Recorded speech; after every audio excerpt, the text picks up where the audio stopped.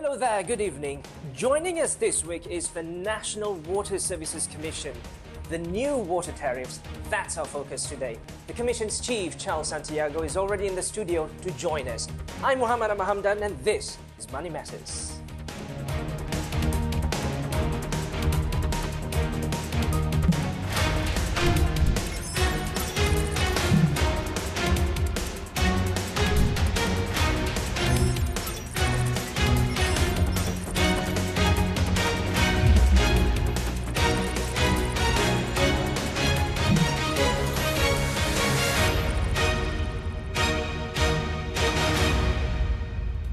Welcome to your favorite channel, TV3, where our program is also available on HD via Tonton. Now, thank you, Charles, for taking the time to be with us today. Thanks for having me. Great. Now, Charles, let's start off with the new water tariff. How is it justified in terms of specific projects or initiatives, aimed at ensuring sustainable water management for future generations? The purpose of increase in tariff this time around, which will start on February 1st, is essentially to ensure that our operators are sustainable. At this time, they are not. Okay. That's the sad part, though.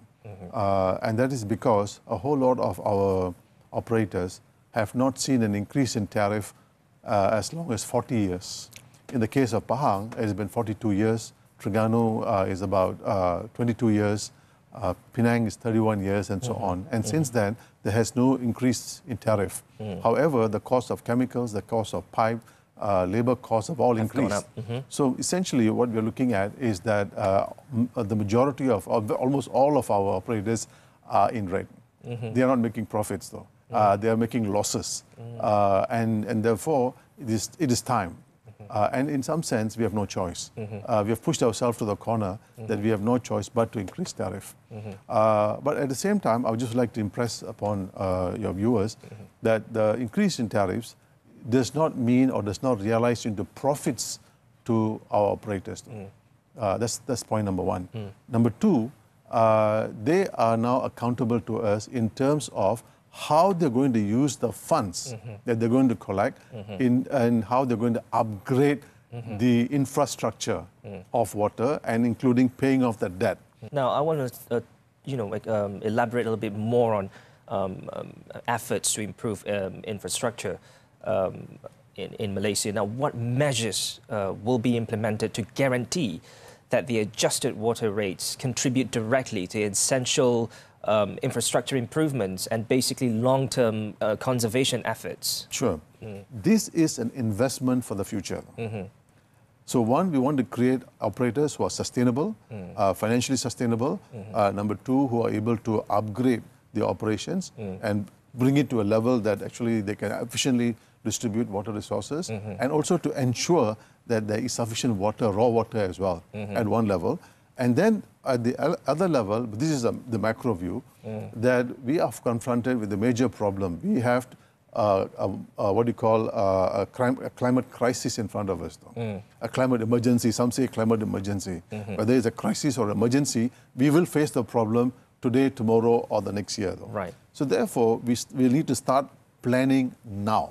We have to do something now and not 5 years from now or 3 years from now when the thing gets out of control. So therefore, I see that as an investment. So I would like to urge all of us, all our friends, all our citizens to look at investments in water as an investment for the future.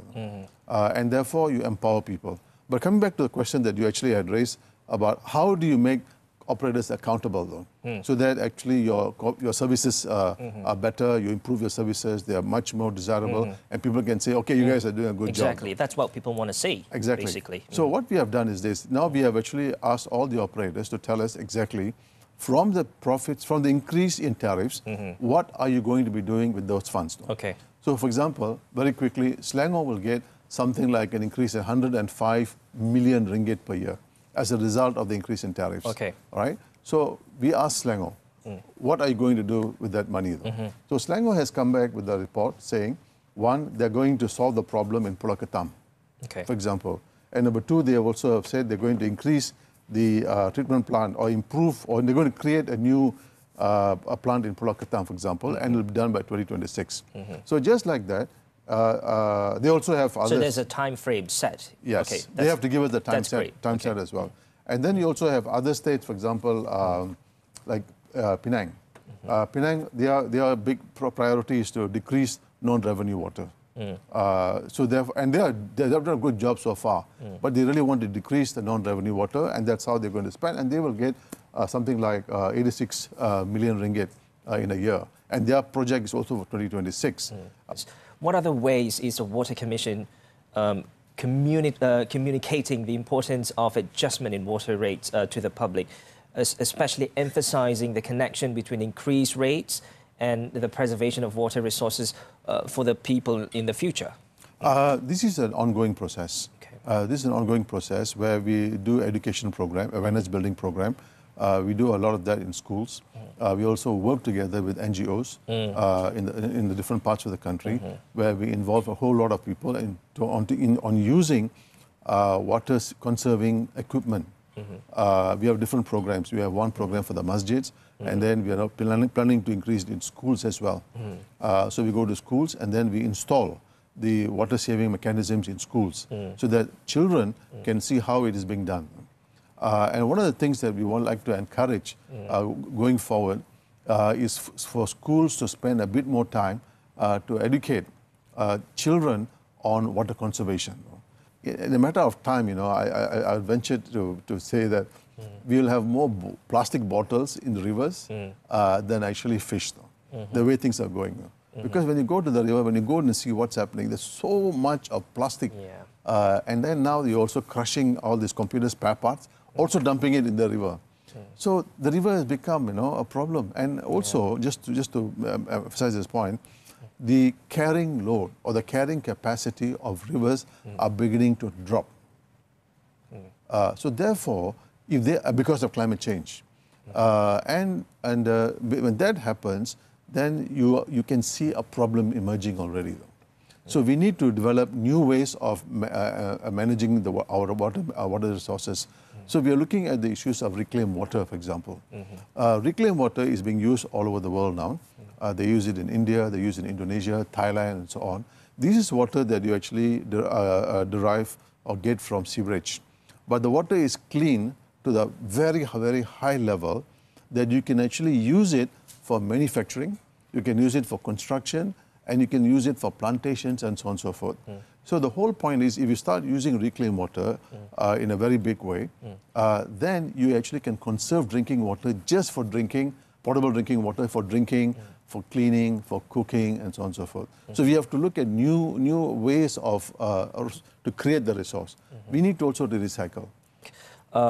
Are there specific benchmark or performance indicators that the Water Commission has established to measure the success and effectiveness of the rate adjustment in achieving long-term water sustainability goals? Well, at this time, we are looking at ensuring transparency.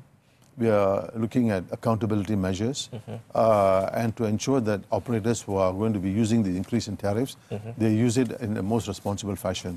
And we have already indicated to all the operators that if there is a violation, if there is corruption, if there are leakages, there will be a severe response to that. We have been nice before, and that partly is because whenever you make a policy recommendation, when operators can't do it, their response is there's no money. There's always no money. But now you have the money. You have the money now. So let's see how you do it. So really the excuse that no more money will no longer work. So therefore, before the commission, was a bit challenged because when the cooperator says, tell me where to get the money. But now, hey, you have the money now. Right. So now there's no excuse anymore. No excuse anymore. Now, I also want you to tell us how the Water Commission will ensure that the burden of the adjusted rate is distributed fairly among different user groups. But before we go to that, we're going to go for a quick commercial break right now. So don't go away, because Money Matters will be back shortly.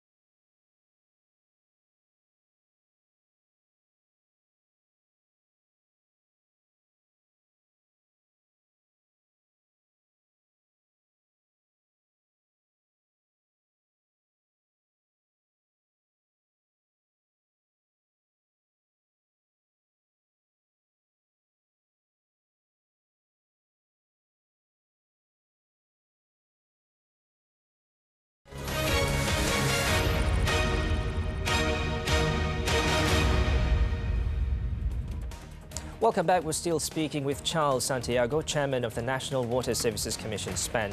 Now, Charles, how does the Water Commission ensure that the burden of the adjusted rate is distributed fairly among the different user groups, considering potential economic impacts on residents and also businesses? That's a big challenge, though. I must confess it's a challenge.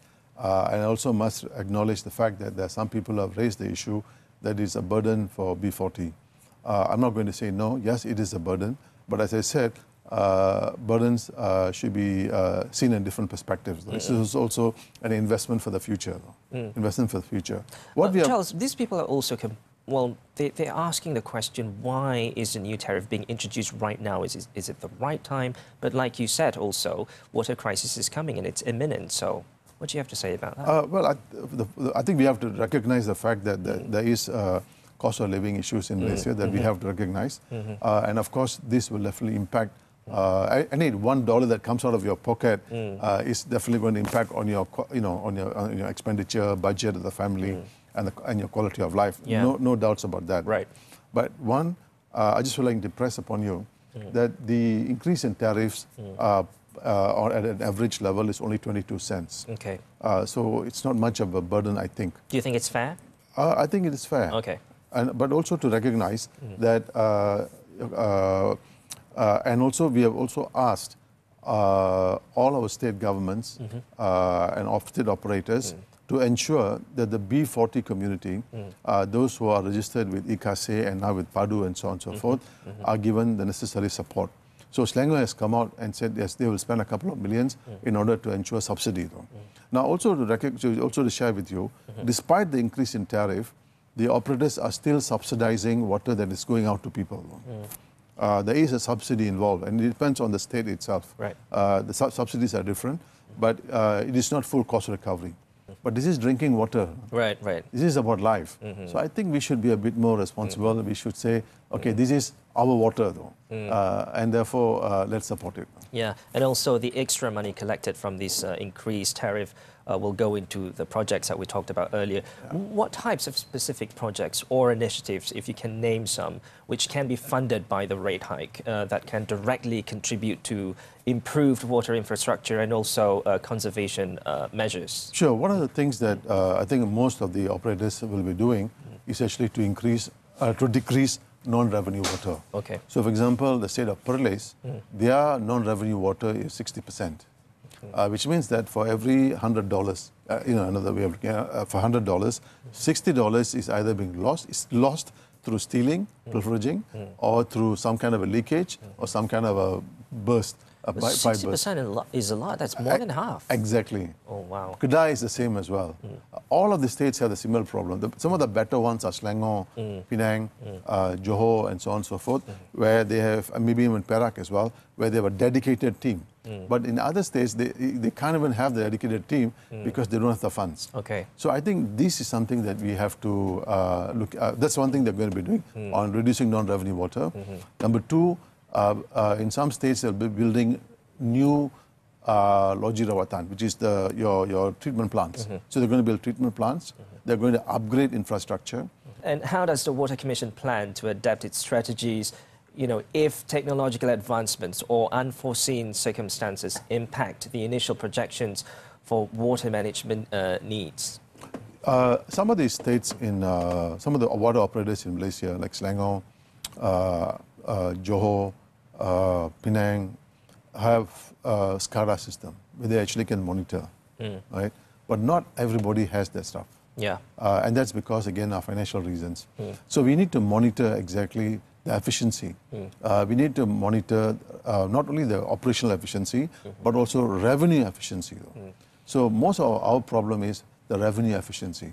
It's only 50%, 60%. I mean, 60% people pay or 50% people pay. But you have to pay now. Everybody has to pay. So systems be upgraded. So all of that has to be done. And I think the long-term strategy is to use the IoT, Internet of Things, which actually where you'll be able to better monitor the movement of water, whether the pipe is going to burst, whether the water got stuck somewhere, or there's going to be a flood somewhere, and so on and so forth. So I think we need to move in that area. But we are quite far off, I must admit. Though. I also like to suggest here that I think in the way forward, we have to treat water management as part of national security. We have no choice. My view is we have no choice because weather patterns are not predictable. Crises are also not predictable. But we can plan to prevent a crisis. We can plan to prevent a crisis. So therefore, there must be a rethinking in the way we organize water. The way we organize water, and we should upgrade water from a very low level to a much higher level in terms of allocation of funds for upgrading and so on and so forth. Now, speaking of weather patterns, Malaysia experiences both monsoon and also dry seasons. How does the Water Commission adjust its strategies efficiently during these varying climatic conditions? Well, to be fair, there are many agencies involved in this particular thinking around this. This is not the Water Commission alone. Okay. The purpose of the Water Commission, according to the law that governs us, is to regulate the operator. Okay. So you have the Drainage and Irrigation Department, you have the Geology Department, you have NARIM, who does a lot of investigation, research on these areas. And then now you have a ministry in terms of sustainable development. So I would think it really is up to them now to decide how do we operate this. And my suggestion is you need to consider water as a national security issue because there's no guarantee. There are lots of countries like talking about droughts, long periods of drought. 3-4 months. Can you imagine, can you visualize that Malaysia might not have a water availability for 3-4 months, no rain? It is possible. Other countries in the region are facing the same problem. Or different parts of the country will face the problem. So therefore, we need to start preparing now. So we need to create storage points. So we need to create sufficient storage points, whether it's under a football field or under some place, so that that water can be used when there is a crisis. Have these areas been identified so far? Well, as I said, it's a work in progress. Okay. Now, we're going to go for another quick commercial break, but don't go away because we will be back shortly.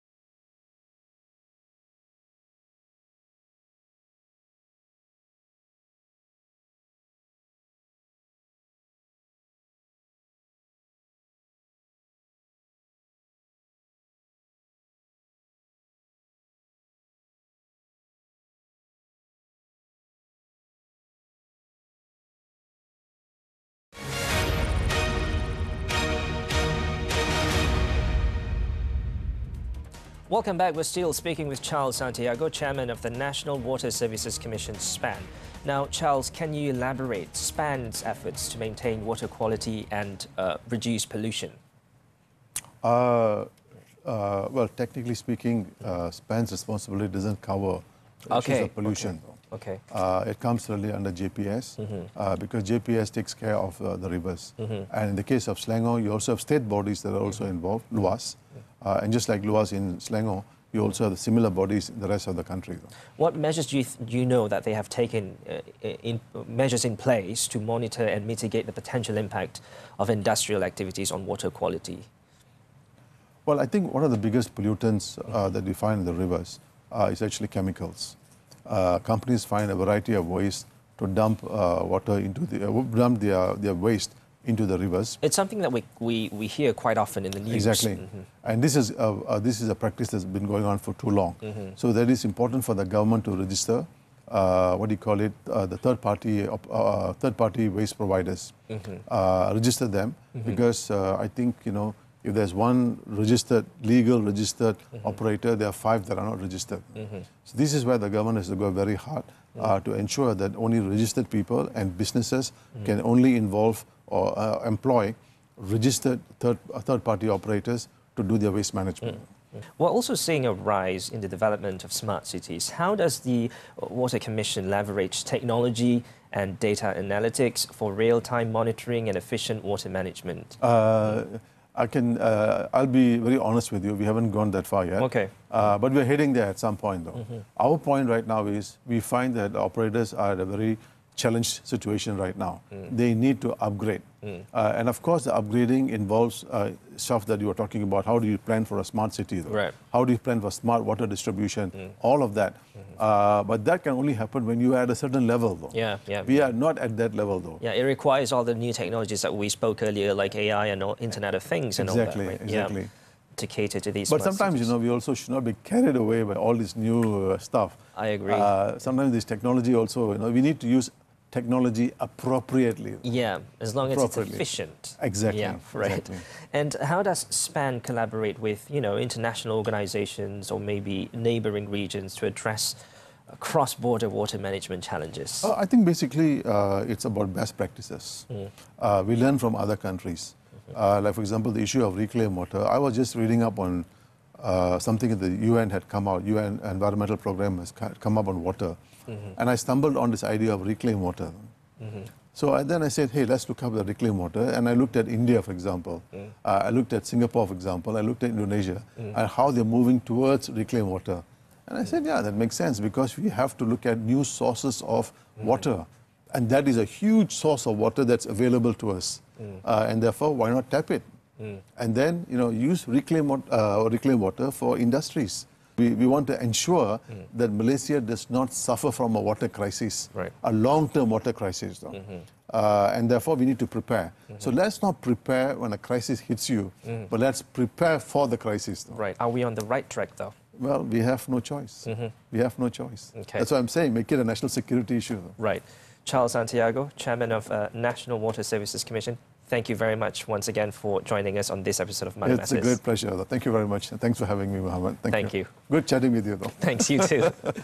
For the past half an hour, you've been with us on Money Matters. If you missed the earlier part of this episode, you can also catch it up on Tonton. Be sure to join us next week, same time, right here on TV3. I'm Muhammed Ahmad Hamdan. Thanks for watching and have a great weekend.